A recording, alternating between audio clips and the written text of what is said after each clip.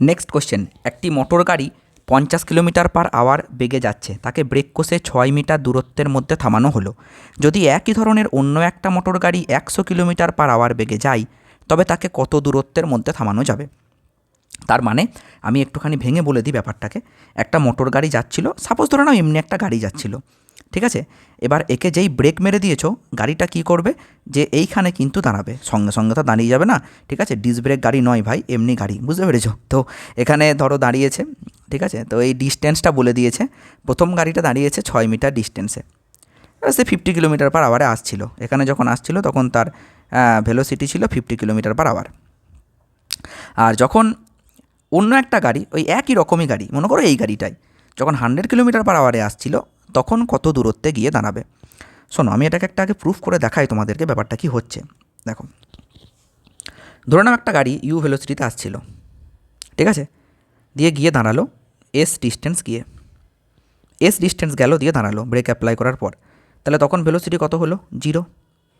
আমি formula apply করছি, V square is equals to U square minus 2as। Minus কেন করলেন স্যার? কারণ মন্দন, যেহেতু ব্রেক মারছো তারপরে দাঁড়াচ্ছে, তাহলে স্পিড কমতে কমতে গিয়ে দাঁড়াচ্ছে, তাহলে মন্দন তৈরি হচ্ছে, বুঝতেই পারছো।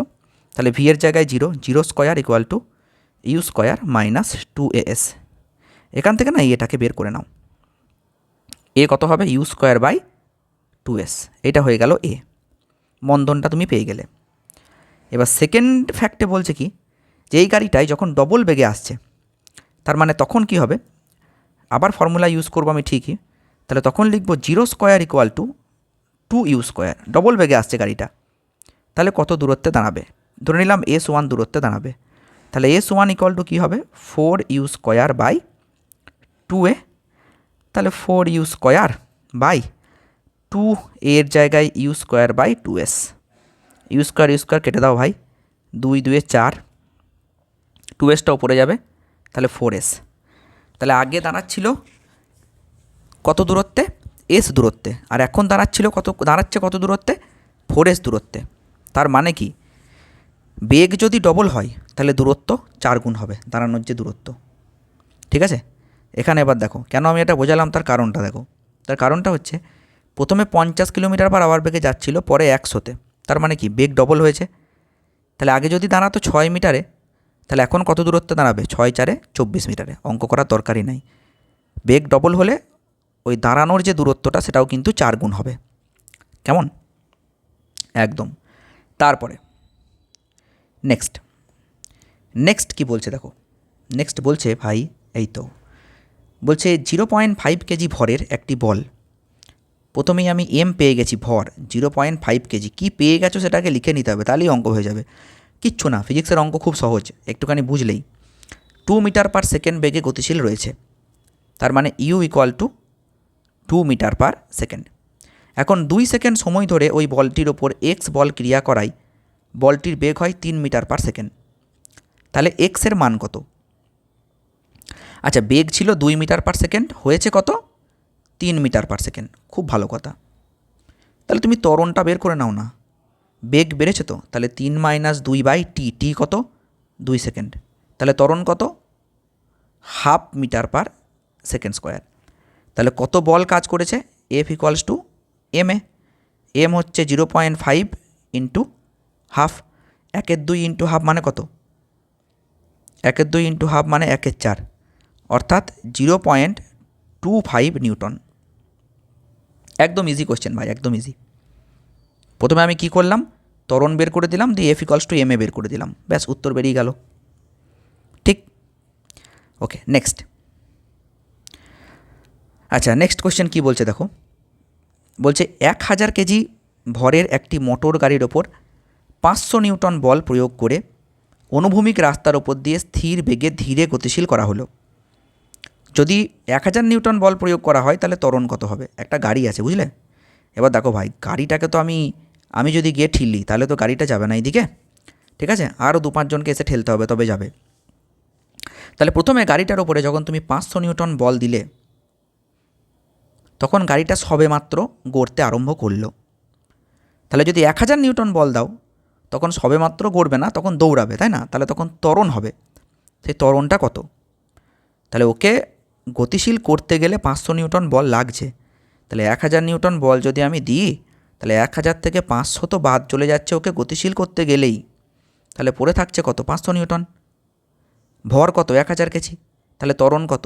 এ সমান F/m, তাহলে 500/1000। এফ সমান এম এ, তাহলে এ সমান কত? F/m, কারণ এখন তো এফটা 500, কারণ 500 তো এমনি চলে গিয়েছে ওকে গতিশীল করতে, আর 500 ত্বরণ সৃষ্টি করবে। তাহলে কত হবে? 1/2 মিটার পার সেকেন্ড স্কোয়ার, আর হাফ মানি হচ্ছে 0.5। তাহলে উত্তর দেখো মিলে গেল। তারপরে নেক্সট, 0.5 কেজি ভরের একটা cricket ball 30 metre per second বেগ নিয়ে লম্বভাবে একটি ব্যাটকে আঘাত করলো এবং বিপরীত দিকে 20 মিটার পার সেকেন্ড বেগে প্রতিক্ষিপ্ত হলো। বলের দ্বারা ব্যাটের ওপর প্রযুক্ত বলের ঘাত কত? দেখো, অঙ্কটা করার আগে একটু কনসেপ্ট বোঝো, বুঝলে?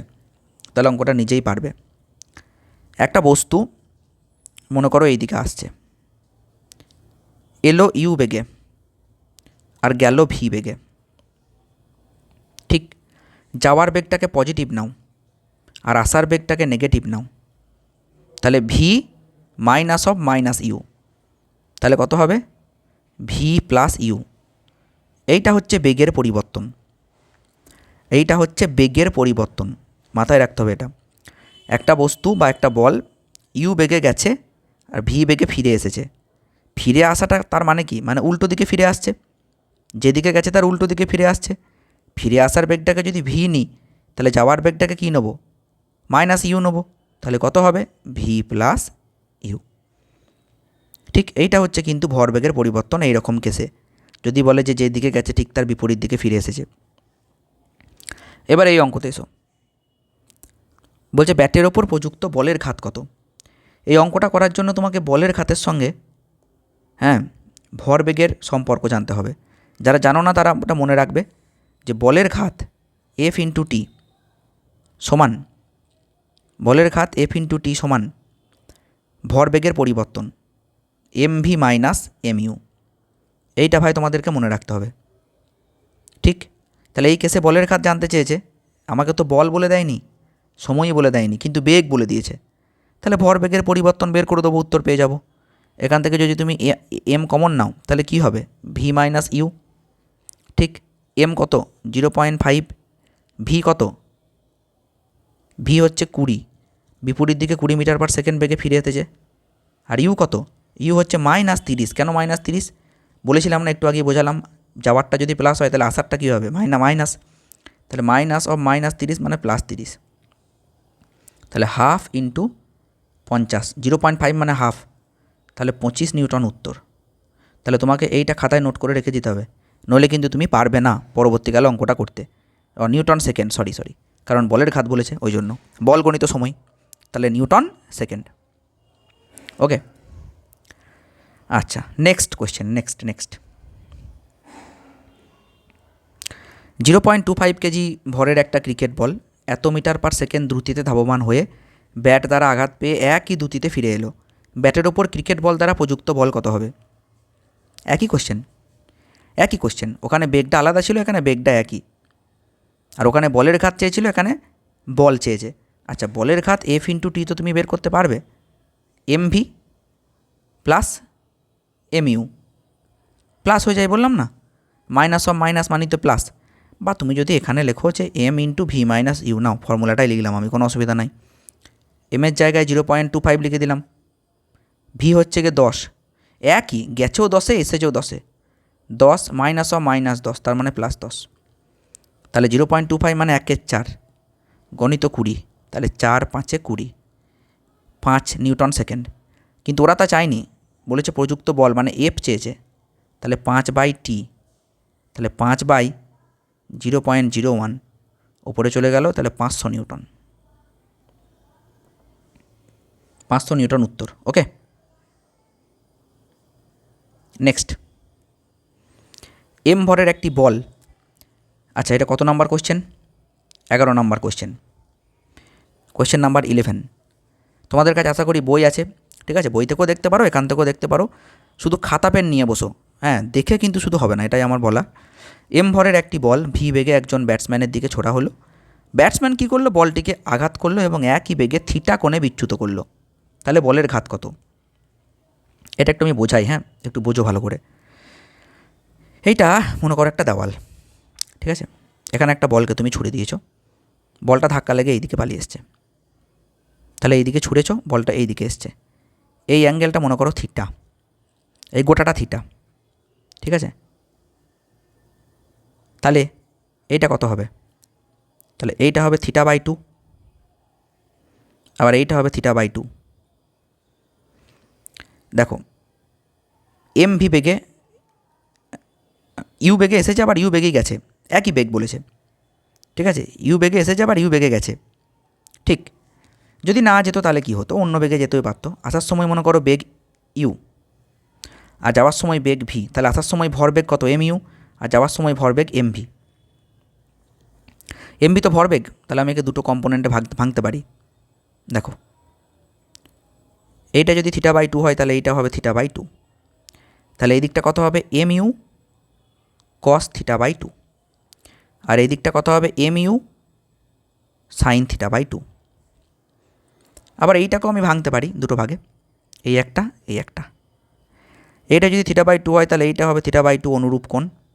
তাহলে এইটা কী হবে? M V cos theta by 2, আর এই দিকটা কী হবে? M V sine theta by 2। কারণ আমি বলেছিলাম যার সঙ্গে কোণ করবে সেই কম্পোনেন্টটা কস, আর যার সঙ্গে কোণ করছে না সেটা সাইন। বেশ, তাহলে ভরবেগের পরিবর্তন কত? এদিকে এখানে তুমি দুদিকে ভরবেগের পরিবর্তন পাবে। একটা হচ্ছে এক্স অক্ষ বরাবর, তুমি যদি এক্স অক্ষ বরাবর ভরবেগের পরিবর্তন নাও, এক্স অক্ষে ভরবেগ হয়েছে কত? M V cos theta by 2, ঠিক আছে? আর আগে ছিল কত? এক্স অক্ষ বরাবর M U cos theta by 2, তার মানে মাইনাস অফ মাইনাস, কারণ দুটো দিক আলাদা যেহেতু। দেখো এইটা এই দিকে আর এইটা এই দিকে, তাহলে প্লাস হয়ে যাবে, তাহলে হয়ে যাবে M U cos theta by 2। আর ওয়াই অক্ষ বরাবর এম ইউ, ওয়াই অক্ষ বরাবর দেখো M V sine theta by 2 minus M U sine theta by 2। কারণ ওয়াই অক্ষ বরাবর এই দেখো সাইন থিটা বাই 2, এই দেখো সাইন থিটা বাই 2। স্যার এখানে কেন মাইনাস অফ মাইনাস প্লাস করলেন না? কারণ তুমি দেখতে পারো এই দিকটা কিন্তু পরিবর্তন হয়নি, যে দিক ছিল সেই দিকই আছে। তাহলে এইটা কি? এইটা এক্স অক্ষ বরাবর ভরবেগের পরিবর্তন ডেল পি এক্স, আর এইটা ওয়াই অক্ষ বরাবর ভরবেগের পরিবর্তন ডেল পি ওয়াই। আশা করি বুঝতে পেরেছ, ঠিক আছে? এবার আমি ওই অঙ্কটাই ফিরে যাই, কি বলছে দেখো। এই অঙ্কটার আমি যেটা বোঝালাম দুটোই একই, কিন্তু একটু পার্থক্য আছে। বলেছে ব্যাটসম্যান বলটিকে আঘাত করলো এবং একই বেগে থিটা কোণে বিচ্যুত করলো। তার মানে এই অঙ্কটাতে একই বেগ মানে ইউ ইকুয়াল টু ভি, ইউও যা ভিও তাই। তাহলে ইউ ইকুয়াল টু যদি ভি হয়, তাহলে এই জায়গাটা দেখো জিরো হয়ে যাবে, কারণ M V cos theta by 2 minus M V cos theta by 2, কারণ যেহেতু ইউ ইকুয়াল টু ভি। তাহলে থাকবে কোনটা? এইটা থাকবে, কারণ যোগ আছে যেহেতু। তাহলে কত হবে উত্তর? M V cos theta by 2 plus M V cos theta by 2, আর যদি ইউ ধরো তাহলে M U cos theta by 2 plus M U cos theta by 2, তার মানে 2 M U cos theta by 2। দেখো আছে নাকি? বা 2 M V cos theta by 2, এইটা হয়ে যাবে অ্যান্সার। বুঝতে পেরেছ? ব্যাস হয়ে গেল উত্তর।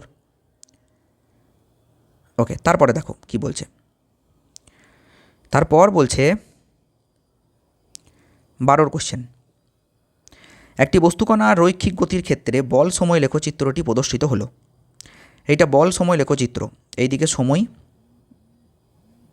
এইদিকে বল। বলছে বলের ঘাত 0 থেকে 7 সেকেন্ডের মধ্যে রৈখিক ভরবেগের পরিবর্তন নির্ণয় করো। একদম ইজি।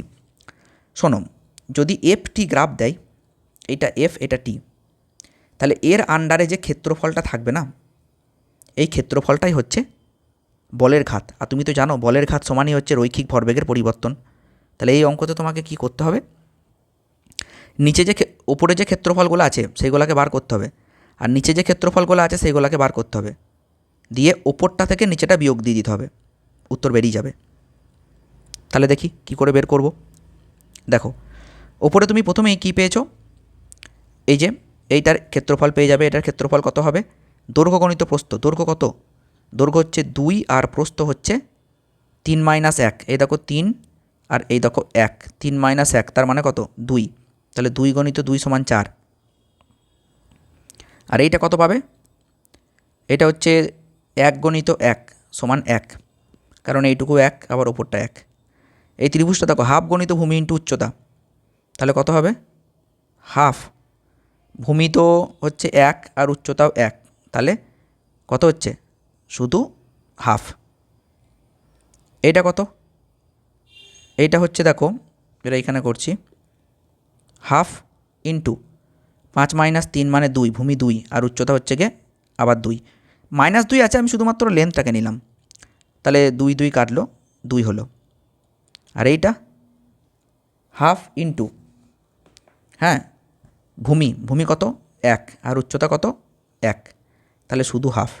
তাহলে যোগ করো হাফ আর হাফ 1, 1 আর 2 3, তাহলে নিচেরগুলো হলো 3 -3 লিখে দিলাম, আর ওপরগুলো 4 আর 1 5, তাহলে 5 - 3 মানে কত হবে 2, 5 - 3 তার মানে 2 নিউটন সেকেন্ড, 2 নিউটন সেকেন্ড।